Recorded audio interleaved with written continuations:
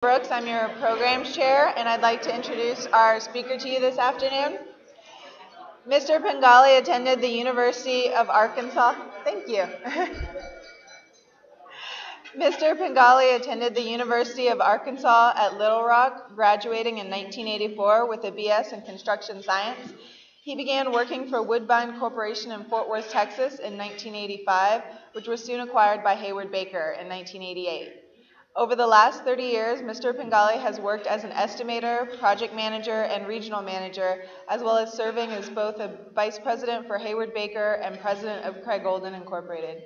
He is currently the vice president of Hayward Baker's office in the DFW area, which serves North Texas, Oklahoma, Kansas, and Arkansas. Please help me introduce Mr. Pengelly.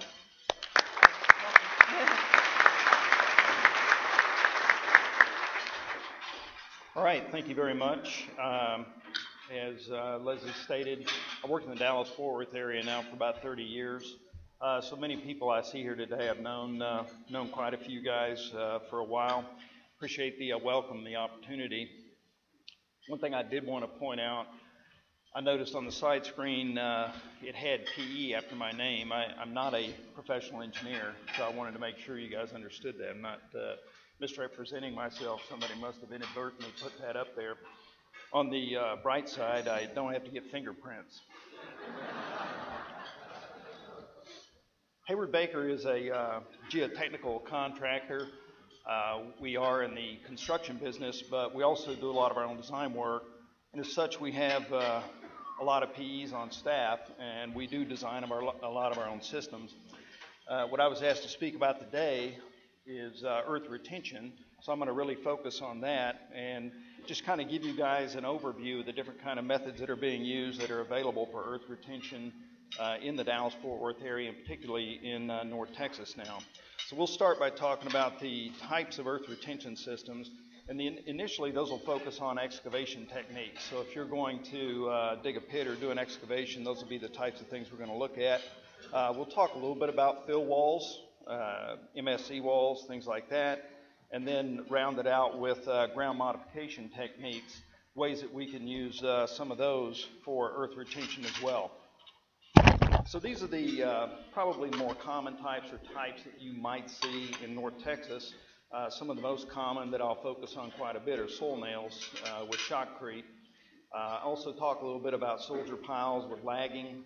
It's another fairly common system. Something that's not so common, it has been done in this area, the tangent and secant pile walls. So I'll talk about those just to give some definition to them. Also talk a little bit about diaphragm or slurry walls. I'm not going to talk about cast-in-place walls, but that's most of you guys know what those are. Those are your typical cantilevered systems. I'm going to talk a little bit about sheet piles. Sheet piles are something that we have done in the area, but they're not as common. Also going to talk a little bit about fill walls, and then, as I stated earlier, we'll talk about grouting, jet grouting, chemical grouting for earth retention. Whenever I show this slide, people start to scribble quickly. I have to say this is not something that I would use to estimate a job.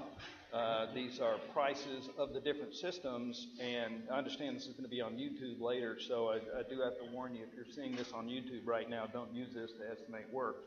The purpose of this is to give you an idea of the range of the systems from least expensive to most expensive, and you can see that the soil nails, both temporary and permanent, are some of the more affordable systems, and hence their popularity. They're followed by anchored soldier piles and sheeting. Then you start to get into your more expensive systems, the tangent walls, secants, and of course the slurry walls, which tend to be the most expensive.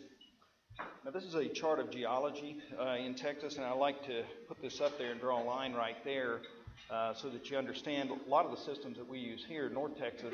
We're working in soils that are generally pretty good. Meaning they're forgivable in your design. We're working a lot in stiff clay, soft rock, shale, things like that. As you get further to the south, that's where you're going to see more of your walls that might be a little bit more difficult, things where you might want to look at using sheeting. But most of the time in North Texas, we have pretty decent soil conditions to work in. So when we look at designing walls, we sort of go through a process, probably not unlike some of you. One of the first things we want to know is what is the soil type? What type of ground are we going to be in? Another thing we want to know is the earth retention going to be temporary or permanent? Some of the permanent walls that we worked on recently on the toll road projects have 75-year to 100-year design life. So this is something we need to understand when we're designing it. We also want to know what is the stiffness requirement, meaning how much deflection is allowable. For instance, in temporary systems, deflection is almost always expected, but depending on what you have up top, you're going to have a limit to that. Another thing we want to know is what are the groundwater conditions? Is that something we're going to have to deal with as we build it? Is it a long-term issue? Does the wall have to be watertight? We also want to think about site logistics. Sometimes we'll go out to put in a soldier pile wall and realize that there's a high tension line right above the line where we need to install the soldier piles, which is going to force us to do something different. And then, believe it or not, we will design systems and find out that they're over budget. So having to stay within a budget is something else that's critical in design. And then finally, aesthetics. What does the wall need to look like when you're finished? You know, is it something that is next to an HOA where somebody's going to have something to say about how the final product looks? So with that, we'll look at the individual systems, and we'll start with soil nails. As I said earlier, soil nails are some of the less expensive things that you can do. It's a very affordable system, and in the soils we have around here, it's generally very efficient. We can use it in cohesive soils. We use it in rock, even the soft limestone. One thing we do like to point out, sands can be tricky, but it's not impossible to soil nail in sand. This is an example of a site in Dallas. It was a sandy site. Believe it or not, you do get into sands in Dallas and parts of it, and when you do, you need to know how to nail in a system like that. One of the things that we can do is just simply lower our cut heights so that they're manageable, and that allows us to put in a very planar shotcrete wall that can even be used as your back form. Another thing I like to point out with soil nails is that it's not a watertight system. It may require dewatering for installation, just to keep the water off you. But it is a very versatile thing, can be used for both temporary as well as permanent walls. Now, soil nails are typically done in cut situations, so it's an excavation type method. Sometimes we'll actually fill up before we begin the cut, just so that we can use this method. But as each successive bench is cut and nailed, you progress down to the bottom excavation and just repeating this method till you get to the bottom. So the sequences of things that you'll go through in a soil nail, of course, first is to drill the hole to the full depth. Second, right there is you're going to insert the bar. It's going to have the centralizers on it. Then in the lower left, we want to grout the hole. It's important that you trimmy grout these. They need to be grouted from the bottom up. I've seen people try and pour the grout in from the top, and you don't always get it all the way to the bottom that way. Once the hole's drilled, mesh and drain board is installed, then you apply the shotcrete, and this process is repeated in each subsequent lift so that you get to the bottom. We'll look at a couple of shots here of some temporary work. Again, this is a very popular temporary technique, and when you're doing shotcrete temporary, you can do it either offset or another method called precision face. This is an example of an offset excavation where we have nailed back the actual structure that will be built there will be built within the pit that was created by the soil nailing. It's another example of temporary. This time it's an offset system for a tunnel to connect two hospitals.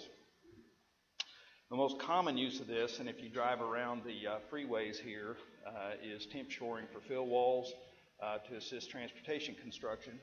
This photo was taken at there on 820, part of the North Tarrant Expressway project, and that's a temporary wall that's about 40 feet in height to allow construction of an MSC wall in front. As I said, we can also use soil nails as a permanent system. This at the time was probably the largest permanent soil nail wall that was built in Texas. This was for the Dallas Cowboys Stadium. It was done in 2006.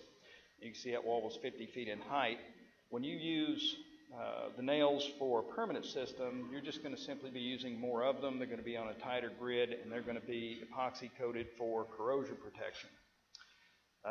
Another example of a permanent system is the Terminal A rail station at DFW Airport. This is actually a retrofit of an existing cantilevered wall that was converted into the Terminal A rail station that is just completing up out there. And one other example is the flame trench for the SpaceX site in McGregor, Texas. This is the site where SpaceX test fires their rockets that they're using to put satellites into orbit. Occasionally we'll get asked what is the deepest you can use soil nailing. I'm not exactly sure how deep we could get, but this is probably the deepest hole we've done. It's about 65 to 70 feet deep. A couple of things about shotcrete. Shotcrete is a system that we use to connect the nails to. It sort of ties everything together. And when you're using shotcrete in a temporary system, we'll leave it what we call as shot. But it is possible to go in and finish shotcrete. The thing I like to remind people about shotcrete is that shotcrete is concrete. You're simply spraying it on as opposed to pouring it into a form. So it can be finished. It can be finished to look like it was poured. It can also be sculpted. It's an example of a shotcrete system that is what we call precision face. So its very precise location allows you to use that shoring as the back form for your building. That's the basement for the Wiley Theater in downtown Dallas, where we shored right up to the property line, and they just poured their basement wall against the shoring. As I said, it is possible to go and sculpt the shotcrete. You can make it look like natural rock. You can stain it. And so this is another service we're able to offer that occasionally appeals to clients that have corporate campuses and things like that. Another thing I like to point out is the quality control that we use in nailing and anchors. One of the things that we've gone to is using real-time testing in the field for the pull-out and verification tests that are required. And the tablet that the technician has there allows him to fill this out electronically and then sync it up, and then this form is sent directly by email to the engineer so that there is very little time it takes place between the time the test is actually run and the time that the engineer actually gets the test results. It also eliminates problems associated with lost data, documents, and that sort of thing.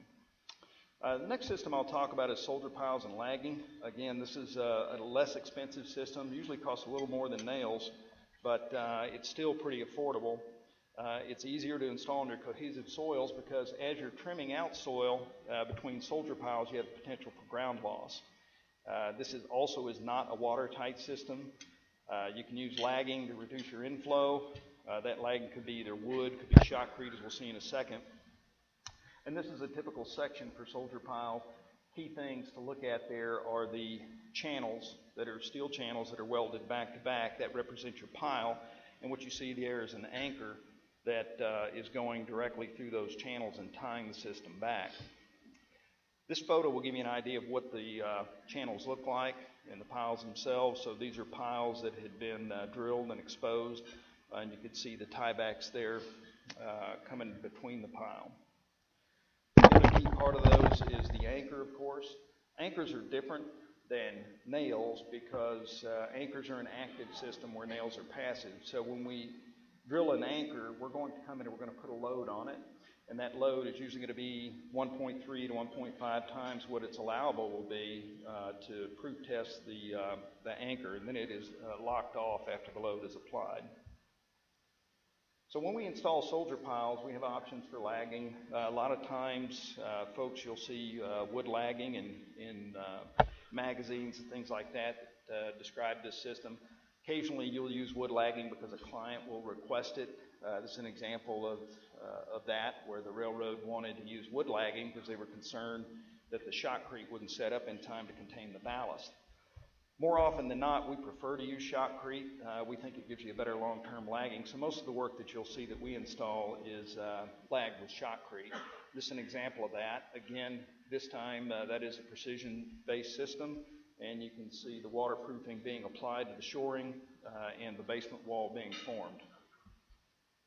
This is another example of using shotcrete. This time we're using it as a permanent wall. So the shotcrete that you see there is actually going to become the permanent wall of this structure. This is at UT Tyler, and we used an anchored soldier pile system there to remove lateral loads from the building. But the shotcrete was just left as shot, as you see it in that photo, as their permanent system. This is an example using shotcrete in soldier piles when it is a temporary system. This is down on US 71 in Austin, and the soldier piles, you can see those there because they have the Nelson studs welded on the face of them. And in this particular case, the contractor is using full height precast panels as the finish. So they will tilt those up into place, connect them to the soldier pile, and do a closure pour. That'll become your final wall. We also use soldier piles as a remedial method. Occasionally we'll come in and repair a wall. This is an example of a gravity wall where we're installing a soldier pile system in front of it because it was apparent that the gravity wall is in failure mode. A little bit about anchors with drill shafts. Difference really between the drill shaft and soldier pile is simply that you're backfilling with the Class C concrete and you're using more traditional rebar instead of the steel channels. So in this case, you're not going to be able to chip away your concrete to install your tieback, and it's more common to use a block out like this. So this is tied into the steel. It's filled with foam, so it prevents the concrete from getting into it. And then when you go to install your anchor, you've got a place for it to go. I think it's important to point out that these are not structural elements. Occasionally we'll see these designed with a certain type of steel with studs on them, and you don't really need those because these are going to get filled with grout. Their main purpose is just to leave a place in the drill shaft for the tieback to go. This is an example of some blockouts, shows what they look like tied into the steel cage prior to insertion of the cage. This is usually a point where I make a comment about over-design. There's 11 tiebacks in there. And of course, once the drill shaft is installed, tiebacks are poured, tiebacks are drilled into place. In addition to using tiebacks inside of a drill shaft, we also will occasionally use an external whaler to whale across these, or you could even use internal bracing in a case where you may have extensive utilities or for some other reason don't want to use an external tieback. Just a couple of things on tangent and secant walls. We see these periodically, mostly in transportation work in the case of the tangent wall. And really the only difference is that a tangent wall is going to be drilled with those drilled shafts very close together, and the secant walls are drilled with the shafts overlapping, usually for water cutoff. So the tangent wall may look something like this, where you see the drilled shafts drilled very sequentially as close together as you can get them.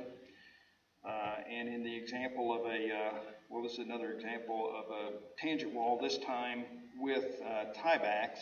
And in this particular case, these are your more rigid systems where you have very low deflection criteria. In this particular case, this is the St. Louis Museum of Art. The deflection criteria for that building was 1/4 of an inch because it was a very old structure. It's a 100-year-old structure on a spread footing and a very heavy structure as well. So the excavation was critical, and it had the earth retention system had very low deflection criteria so that structure would not see a lot of movement. And as a result, it had not only tangent shafts, but quite a bit of anchors in it as well. Now the secant wall system, as I said, the shafts will overlap. The big advantage to that is that, again, it is a very stiff system, but it also is generally watertight. So in this system, you would install your primary shafts with a lower strength cement, and then come back and install your secondary shafts with more of your structural steel and your traditional concrete, and this will result in a shaft that will cut off water fairly well. When we install these, we will use a guide wall system at the top that functions like a template, and it will allow the auger, restrict the movement of the auger so that it doesn't want to walk off as you're drilling back through completed shafts. It's just another example of a secant wall. Again, you can sort of see the template there in the lower portion of the drill steel. This is a project in Manhattan, and again, you're working up against an existing structure. It's very old, and water was an issue. So the secant system was the best system to use in this case. Now, I mentioned sheet piles earlier. They're fairly common, not so much in Dallas-Fort Worth. They typically are used more in sandy soils. Having said that, we have used them here. They are suitable for most soil types. They're good for minimizing water seepage. One of the advantages is they come in a wide variety of sizes, which have different section properties. But you do have to have specialized equipment to install those, and they can be more expensive because they are material intensive due to the amount of steel. So these are some of the different pieces of equipment that we might use to install a sheet pile wall. In the upper left there is a crane hung hammer, which is the most common. Whenever we can, we'll use what we call a presser drill, which simply grabs the sheets and will force those into the ground. You do need softer conditions to be able to use that, but it is a very effective and high production system. As I mentioned earlier, these can be used for water cutoff. Biggest difference there is simply the cold form joint versus a hot roll joint, and the hot rolled is preferable because you do get a tighter seal between the sheets. Another example of earth retention that is, this again is the more expensive type. This is diaphragm wall or a slurry wall, and these are constructed in discrete panels with slurry as a backfill. You can see here in the lower left, there's a panel with a couple of guides sticking out of it. These are dug with clamshells, and in this particular instance, these were furnished by our company office in Chicago, where they're working next to the river.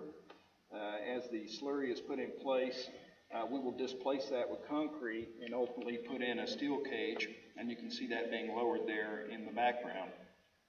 Key thing about these is water cutoff, and the way that's done is we will use water stops in between these panels.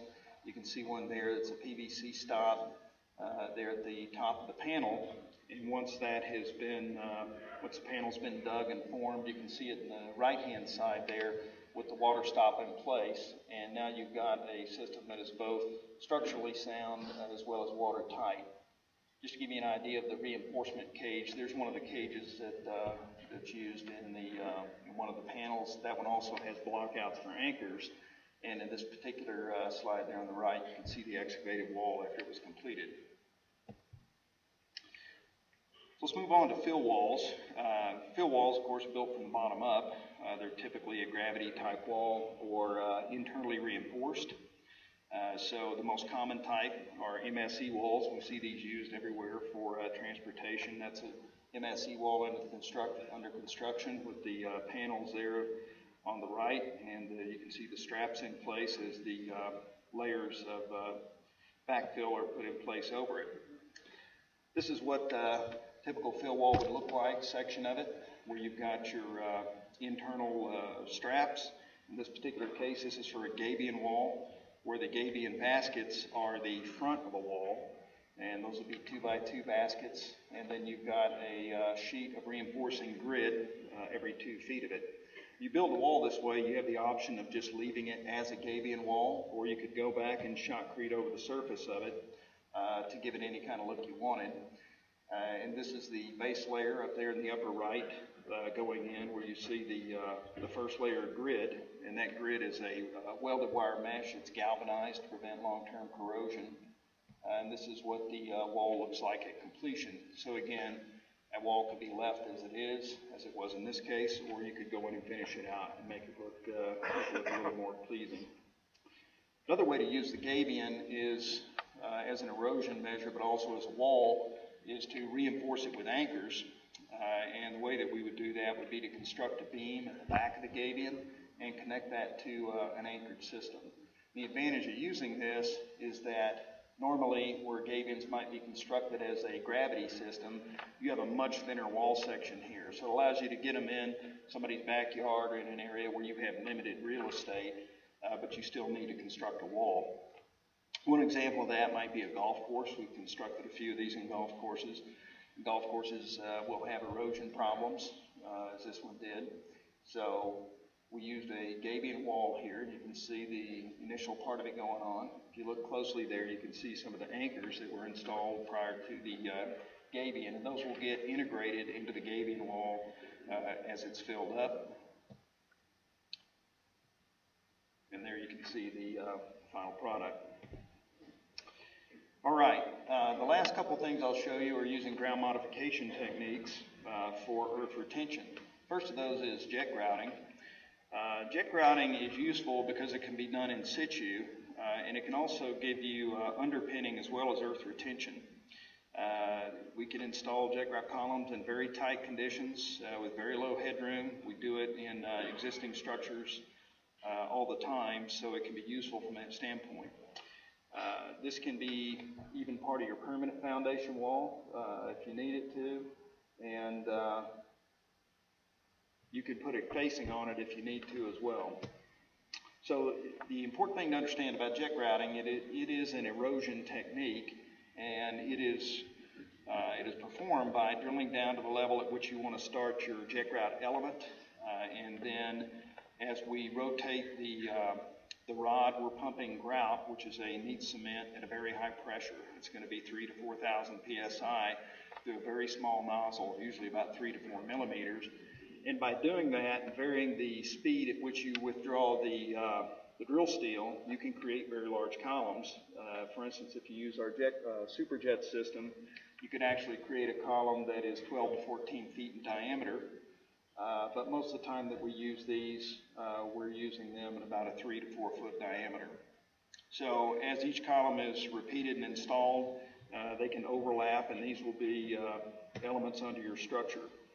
As an example of using a jet grouted section under a spread footing, in this particular case, this would be a situation where you might actually come back and soil nail through your jet grouted column.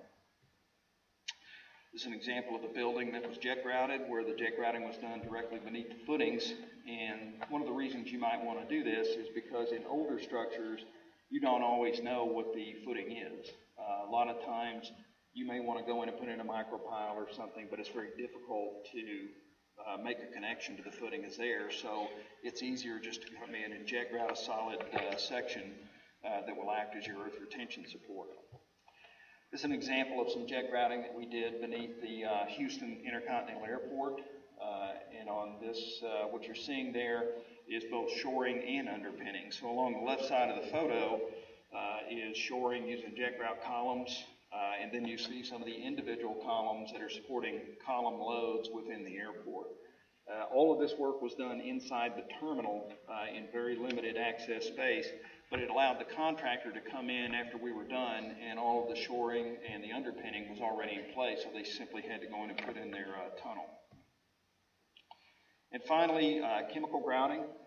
Chemical grouting is something that we limit to clean sands. If you have a very clean sand, generally you don't have more than 10 to 20% passing a 200 sieve, you can consider using this system. In chemical grouting, we'll use a sodium silicate grout. You can also use microfine cement. I would point out this is not a permanent system. It is something you would want to use in temporary shoring only, but in a clean sand, it is a way to go in and cement the sand and lock it up. And in this particular system, we install it using sleeve port pipes. So we would go in advance of excavation, install the sleeve ports there. You can see they're on a fairly tight grid. And then we will pump the sodium silicate or microfine cement through the sleeve ports to cement all of the soil together. And then it allows you to come in and dig a basement like this and have your earth retention already in place. So that is the end of the presentation I had. Again, just wanted to give you guys some ideas of the different types of systems and methods out there. Appreciate your time. Thank you guys for listening. If you guys have any questions, be happy to answer those. I'm sure I'll be sticking around for a little bit up here as well.